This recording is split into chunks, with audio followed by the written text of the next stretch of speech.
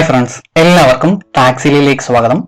നമ്മൾ ഇന്ന് നോക്കാൻ പോകുന്നത് പി എസ് സിയുടെ തീരെ നിസാരം എന്ന് തോന്നുന്ന, ഒറ്റ നോട്ടത്തിൽ തോന്നുന്ന, എന്നാൽ തുടക്കക്കാരന്റെ 10 മാർക്കും പിടിച്ചു പറിക്കുവാൻ കേപ്പബിൾ ആയിട്ടുള്ള 10 കുൽസിത ചോദ്യങ്ങളാണ്.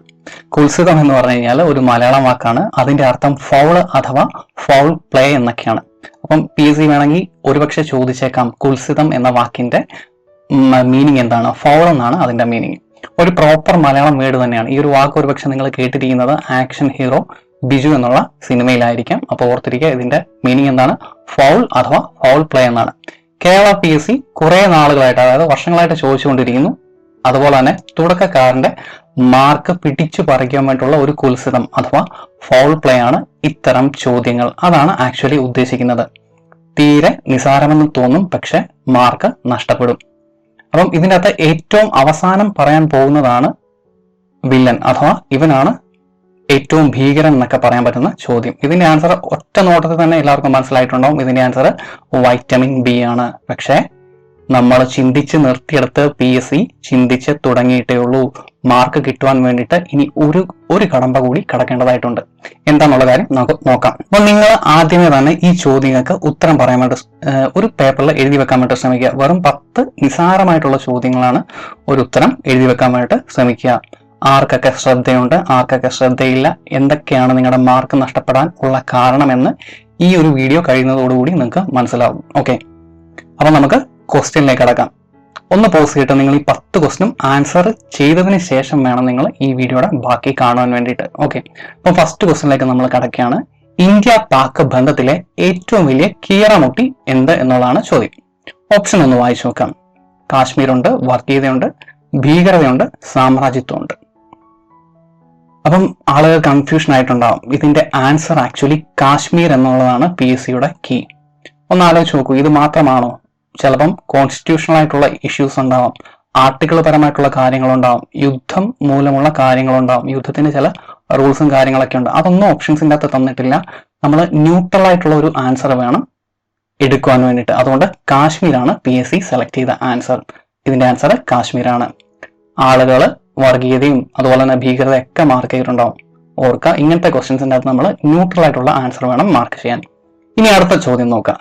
കൂട്ടത്തിൽ പെടാത്തത് ഏത് എന്നുള്ളതാണ് ചോദ്യം. ഒരുപക്ഷെ 5ാം ക്ലാസ്സുകാരൻ പോലും ഈ ഒരു ആൻസർ കൃത്യമായിട്ട് മാർക്ക് ചെയ്യും. എന്താണ് ഇതിന്റെ ആൻസർ? ഇതിന്റെ ആൻസർ ആക്ച്വലി ഓപ്ഷൻ സി, കശുവണ്ടിയാണ്. എനിക്കറിയാം ഇതിൻ്റെ അകത്ത് ഒരുപാട് പേര് ഗോതമ്പ് മാർക്ക് ചെയ്തിട്ടുണ്ട്. എയും ഡിയും ആദ്യമേ തന്നെ എലിമിനേറ്റ് ചെയ്യും. നിങ്ങൾ സ്റ്റക്ക് ആയിരിക്കുന്നത് ഗോതമ്പിലും കശുവണ്ടിയിലുമാണ്. ഒരുപാട് പേര് ചിന്തിച്ച് ഏറ്റവും അവസാനം ഗോതമ്പ് കൊണ്ടുപോയി മാർക്ക് ചെയ്യും. എന്താണ്, നമ്മൾ ചിന്തിച്ചതൊക്കെ കറക്റ്റ് ആയിരുന്നു. നമ്മൾ ചിന്തിച്ച് നിർത്തിയിടത്താണ് പി എസ് സി ചിന്തിച്ചത്. ഇതിന്റെ ആൻസർ എന്താണ്? കശുവണ്ടിയാണ് ഇതിന്റെ ആൻസർ. എന്തുകൊണ്ടാണ് അങ്ങനെ സംഭവിച്ചത്?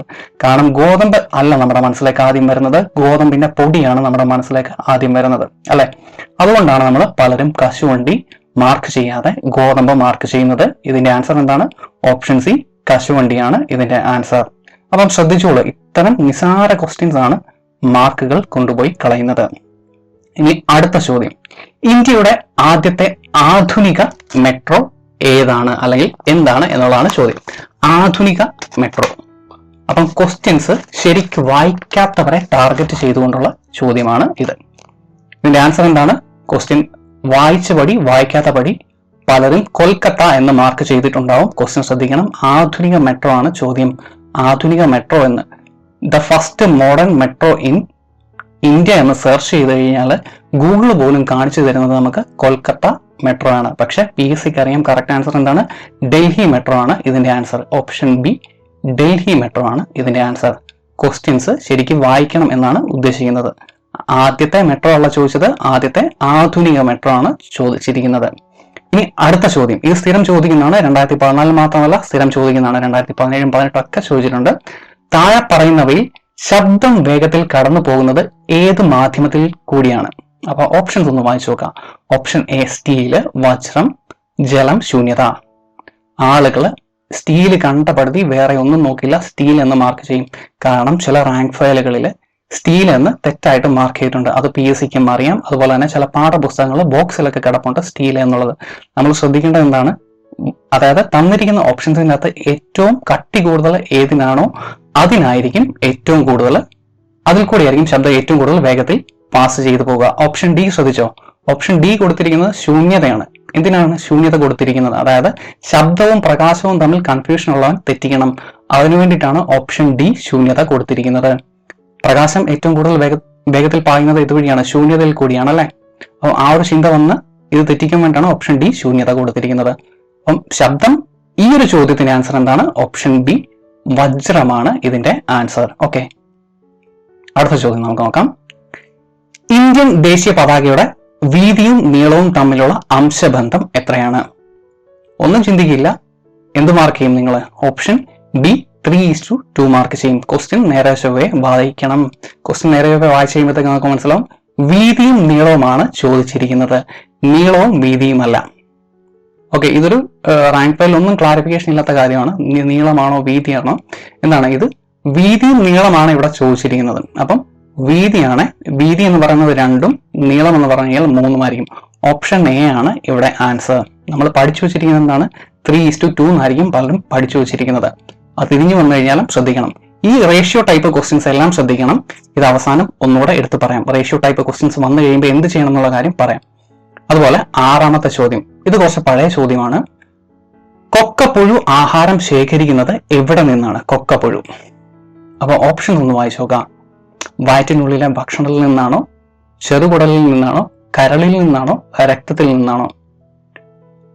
ആളുകള് വയറിനുള്ളിലെ ഭക്ഷണത്തിൽ നിന്ന് എന്ന് മാർക്ക് ചെയ്യാൻ വേണ്ടി ഉള്ള ചാൻസ് ഉണ്ട്. കാരണം ഇത് അറിയാത്തവർ പോലും പലർക്കും അറിയാം. നീളം കൂടിയ ഓപ്ഷൻ ആയിരിക്കും ആൻസർ എന്നുള്ള കാര്യം പലർക്കും അറിയാം. ആ ഒരു ധാരണ വെച്ചിട്ട് വയറ്റിനുള്ളിലെ ഭക്ഷണം എന്ന് മാർക്ക് ചെയ്യാനുള്ള ചാൻസ് വളരെ കൂടുതലാണ്. അതുപോലെ എന്നുണ്ടെങ്കിൽ കുറച്ച് പേരെങ്കിലും രക്തത്തിൽ നിന്ന് എന്നൊക്കെ മാർക്ക് ചെയ്യും. പക്ഷെ ഇതിന്റെ ആൻസർ ഇൻറ്റസ്റ്റൈൻ അഥവാ ചെറുകുടലിൽ നിന്നാണ്. ഓക്കെ, ഓപ്ഷൻ ബി ചെറുകുടലിൽ നിന്നാണ് കൊക്കപ്പുഴു ആഹാരം ശേഖരിക്കുന്നത്. അതുപോലെ ഇന്ത്യയിലെ എത്ര തരം പൗരത്വമാണ് ഉള്ളത്?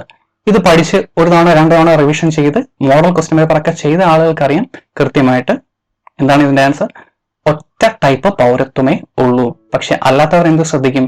അല്ലാത്തവർക്കറിയാം 5 രീതിയിൽ പൗരത്വം നേടാമെന്നുള്ള കാര്യം അറിയാം. അതുപോലെ തന്നെ 3 രീതിയിൽ നഷ്ടപ്പെടുത്തും എന്നുള്ള കാര്യം അറിയാം. അതുകൊണ്ട് ഓപ്ഷൻ എ എന്നുള്ള കാര്യം ചിന്തിക്കുകയില്ല. 2ഓ 4ഓ ആയിരിക്കും മാർക്ക് ചെയ്യാം. ഇതിന്റെ ആൻസർ എന്താണ്? സിംഗിൾ സിറ്റിസൺഷിപ്പ് ആണ് ഇന്ത്യയിൽ നിലനിൽക്കുന്നത്. അതുകൊണ്ട് തന്നെ ഇതിന്റെ ആൻസർ ഓപ്ഷൻ ബി ആയിരിക്കും. ഇന്ത്യയിൽ നിലനിൽക്കുന്നത് സിംഗിൾ സിറ്റിസൺഷിപ്പ് ആണ്, അഥവാ ഓപ്ഷൻ ബി ആണ് ഇവിടെ ആൻസർ. ഇനി അടുത്ത ചോദ്യം വീണ്ടും ഒരു റേഷ്യോ ടൈപ്പ് ചോദ്യമാണ്. അക്വാറീജിയ എന്നത് എന്താണ്? ഓപ്ഷൻസ് ഒന്ന് വായിച്ചു നോക്കുക. ഇതിന്റെ ആൻസർ എന്താണ്? 1:3 HNO3:HCl ആണ് അല്ലെ. അതായത് നൈട്രിക് ആസിഡ് കുറച്ച് മതി. ഇതിന്റെ ആൻസർ ഓപ്ഷൻ ബി ആണ്. 1:3 നൈട്രിക് ആസിഡ് ഹൈഡ്രോക്ലോറിക് ആസിഡ് ആണ് ഇതിന്റെ ആൻസർ. ഇങ്ങനെ ഓർത്തിരുന്നാൽ മതി. നൈട്രിക് ആസിഡ് കുറവ് പ്രപ്പോർഷനിൽ മതി, HCl ആണ് കൂടുതൽ വേണ്ടത്. അതുകൊണ്ട് ഇതിന്റെ answer option B nitric acid hydrochloric acid in 1:3 proportion, അഥവാ ഓപ്ഷൻ ബി ആണ് ഇതിന്റെ ആൻസർ. ഇനി അതുപോലെ തന്നെ 9ാമത്തെ ചോദ്യം, പ്രപഞ്ചത്തിലെ ഇഷ്ടിക എന്നറിയപ്പെടുന്നത് എന്താണ്? ഒന്ന് വായിച്ചു നോക്കാം. ആറ്റങ്ങളുണ്ട്, തന്മാത്രകളുണ്ട്, മൂലകങ്ങളുണ്ട്, റാഡിക്കലുകളുണ്ട്. ആളുകൾ എന്ത് മാർക്ക് ചെയ്യും? ഓപ്ഷൻ എ ആറ്റങ്ങൾ അല്ലെ. ഇതിന്റെ ആൻസർ ഓപ്ഷൻ ബി തന്മാത്രയാണ്. എന്താണ് എന്നുള്ള കാര്യം എനിക്കും അറിഞ്ഞുകൂടാ. ആറ്റങ്ങളിനെ ഞാനും മാർക്ക് ചെയ്യുള്ളൂ. ഒരുപാട് പേരോട് ചോദിച്ചു എന്താണ്, ആർക്കും അറിയില്ല. പക്ഷെ പ്രീവിയസ് ക്വസ്റ്റ്യൻസ് നോക്കിയവർക്ക് അറിയാം തന്മാത്ര എന്ന് അവരെല്ലാം പറയുന്നുണ്ട്. ഇതിന്റെ റീസൺ എന്താണെന്നുള്ള കാര്യം കൃത്യമായിട്ട് അറിഞ്ഞുകൂടാ. ഞാൻ പല അധ്യാപകരോടും ചോദിച്ചു, അവർക്കും കൃത്യമായിട്ടുള്ള ആൻസർ അറിഞ്ഞുകൂടാ. നിങ്ങൾക്ക് അറിയാമെന്നുണ്ടെങ്കിൽ തീർച്ചയായിട്ടും കമന്റ് ചെയ്യുക. ഇതിന്റെ ആൻസർ ഓപ്ഷൻ ബി തന്മാത്രയാണ്. PSCയുടെ കീ അതാണ്, തന്മാത്രകളാണ് ഇതിന്റെ ആൻസർ. ഇനി 10ാമത്തെ ചോദ്യം, അരിയുടെ തവിട്ടിൽ ധാരാളമായി കാണപ്പെടുന്ന വൈറ്റമിൻ ഏതാണ്? ഇവനാണ് ശരിക്കും വില്ലൻ, അതായത് ഇവനാണ് ശരിക്കും സൈക്കോ ആയിട്ടുള്ള ചോദ്യം. അതായത് എല്ലാവർക്കും അറിയാം ഇതിന്റെ ആൻസർ വൈറ്റമിൻ ബി ആണ് എന്നുള്ള കാര്യം. അരിയുടെ തവിട്ടിൽ ഏറ്റവും കൂടുതൽ കാണപ്പെടുന്നത് വൈറ്റമിൻ ബി ആണ് എന്നുള്ള കാര്യം എല്ലാവർക്കും അറിയാം. പക്ഷെ ഇവിടെ ഓപ്ഷൻസ് അറേഞ്ച് ചെയ്തിരിക്കുന്നത് ശ്രദ്ധിക്കുക. അതായത് ഓപ്ഷൻ എയും ഓപ്ഷൻ ഡിയും കൃത്യമായിട്ടാണ് മാർക്ക് ചെയ്തിരിക്കുന്നത്. അത് ഓപ്ഷൻ എ വൈറ്റമിൻ എ എന്നും ഓപ്ഷൻ ഡി വൈറ്റമിൻ ഡി എന്നും മാർക്ക് ചെയ്തിട്ടുണ്ട്. നമ്മുടെ ഉപബോധ മനസ്സിലേക്ക് തന്നെത്താൻ ചെല്ലും. ഓപ്ഷൻസ് എല്ലാം കൃത്യമായിട്ട് അതേ രീതിയിലാണ് അറേഞ്ച് ചെയ്ത് വെച്ചിരിക്കുന്നത്. കറക്റ്റ് ഓർഡറിനാണ് മാർക്ക് ചെയ്ത് വെച്ചിരിക്കുന്നത്, മനസ്സിലേക്ക് ചെല്ലും. അതുകൊണ്ട് തന്നെ ഈ ഓപ്ഷൻ ബി ശ്രദ്ധിച്ചേ, ഓപ്ഷൻ ബിയും ഓപ്ഷൻ സിയും തെറ്റാണ് മാർക്ക് ചെയ്തിരിക്കുന്നത് അല്ലെ. ഓപ്ഷൻ ബിയുടെ അവിടെ വൈറ്റമിൻ സി എന്നും ഓപ്ഷൻ സിയുടെ അവിടെ വൈറ്റമിൻ ബി എന്നാണ് മാർക്ക് ചെയ്തിരിക്കുന്നത്. അറിയാതെ ഒരു ബഹുഭൂരിപക്ഷം ആളുകളും എന്ത് ചെയ്യും? വൈറ്റമിൻ ബി എന്ന് അറിഞ്ഞുകൊണ്ട് OMRന്റെ അകത്ത് മാർക്ക് ചെയ്യുന്നത് തെറ്റായിരിക്കും. അതായത് ഓപ്ഷൻ ബി എന്ന് മാർക്ക് ചെയ്ത് വെക്കും. അതോടുകൂടി എന്താ സംഭവിക്കുക എന്ന് ചോദിച്ചു കഴിഞ്ഞാൽ അതോടുകൂടി തന്നെ അത് മാർക്ക് ചെയ്ത് ആ ഒരു സെക്കൻഡിൽ തന്നെ പിടികിട്ടുകയും ചെയ്യും. അതായത് നമ്മൾ മാർക്ക് ചെയ്തിരിക്കുന്നത് തെറ്റാണെന്നുള്ള ആ ഒരു സെക്കൻഡിൽ തന്നെ പിടികിട്ടുകയും ചെയ്യും. അതോടുകൂടി തന്നെ നമ്മൾ ഡെസ്പ് ആവുകയും ഒരുപക്ഷെ മത്സരത്തിൽ നിന്ന് അവിടെ മുതൽ അങ്ങോട്ട് ഔട്ട് ആവാൻ വേണ്ടി തുടങ്ങുകയും ചെയ്യും. അതുകൊണ്ട് ഇത്തരം ചോദ്യങ്ങൾ, അതായത് റേഷ്യോ ടൈപ്പ് ക്വസ്റ്റ്യൻസ് ഉണ്ടല്ലോ, നമ്മൾ മുമ്പേയും കണ്ടിരുന്നു. ഈ അക്വറിയുടെ കേസ് കണ്ടിരുന്നു. അതുപോലെ തന്നെ ഈ ദേശീയ പതാകയുടെ ക്വസ്റ്റ്യൻസ്, ഇങ്ങനെ വരുന്ന റേഷ്യോ ടൈപ്പ് ക്വസ്റ്റ്യൻസും അതുപോലെ തന്നെ വൈറ്റമിൻ ടൈപ്പ് വരുന്ന ക്വസ്റ്റ്യൻസും കാണുകയാണ് എന്നുണ്ടെങ്കിൽ എല്ലാവരും ഏറ്റവും അവസാനമായിരിക്കും മാത്സ് ചെയ്യുന്നത്. മാത്സ് ചെയ്തതിന് ശേഷം ഈ ഒരു ക്വസ്റ്റ്യൻ മാർക്ക് ചെയ്യാനായിട്ട് ശ്രദ്ധിക്കുക. കാരണം പലപ്പോഴും പലരും ടെൻഷൻ കാരണം എത്രയൊക്കെ ശ്രദ്ധിച്ചു കഴിഞ്ഞാലും ഈ വൈറ്റമിൻ സിയും അതുപോലെ തന്നെ റേഷ്യോ ടൈപ്പ് ക്വസ്റ്റ്യൻസും തെറ്റിക്കുവാൻ ചാൻസ് ഉണ്ട്. ഇത് തെറ്റുന്നതല്ല കുഴപ്പം. കാരണം ഇത് തെറ്റിക്കഴിഞ്ഞാൽ ആ അടുത്ത സെക്കൻഡിൽ തന്നെ നമുക്ക് പിടികിട്ടുകയും ചെയ്യും ഇത് നമ്മൾ തെറ്റിച്ചു എന്ന്. ബാക്കിയുള്ള ക്വസ്റ്റ്യൻസ് ഒക്കെ നമ്മൾ തെറ്റിച്ചു കഴിഞ്ഞാലും നമ്മൾ ഏറ്റവും അവസാനം പിന്നീട് കീ നോക്കുമ്പോഴേ നമുക്ക് മനസ്സിലാവുകയുള്ളൂ. പക്ഷെ ഇത് അങ്ങനെയല്ല. ആ ഒരു സെക്കൻഡിൽ തന്നെ മാർക്ക് ചെയ്ത അടുത്ത സെക്കൻഡിൽ തന്നെ നമുക്ക് മനസ്സിലാവും നമ്മൾ തെറ്റിച്ചു എന്ന്. അവിടെ മുതൽ കുഴപ്പം തുടങ്ങും. അതുകൊണ്ട് ഇത്തരം ക്വസ്റ്റ്യൻസ് മാത്സ് ചെയ്തതിന് ശേഷം ഏറ്റവും അവസാനം ചെയ്യുവാനായിട്ട് ശ്രദ്ധിക്കുക. ഈ ഒരു ക്വസ്റ്റ്യൻ സ്ഥിരം ചോദിക്കുന്നതാണ്. 2017, 18, 19 ഇനി 20 ചോദിക്കും. ഓക്കെ, അപ്പം ഈ വീഡിയോ നിങ്ങൾക്ക് ഇഷ്ടപ്പെട്ടിട്ടുണ്ട് എന്നുണ്ടെങ്കിൽ തീർച്ചയായിട്ടും കമന്റ് ചെയ്യുക. അതുപോലെ തന്നെ ലൈക്കും കാര്യങ്ങളൊക്കെ ചെയ്യുക. അപ്പം ഈ കുൽസിത ചോദ്യം എന്നുള്ളത് ഇതിവിടെ തീരുന്നില്ല. ശരിക്കും ഇനിയും ഇതുപോലത്തെ ഒരുപാട് ക്വസ്റ്റ്യൻസ് ഉണ്ട്. ഇതിന് പാർട്ട് 2 വീഡിയോ ചെയ്യണം എന്നുണ്ടെങ്കിൽ തീർച്ചയായിട്ടും നിങ്ങൾ കമന്റ് ചെയ്യുക.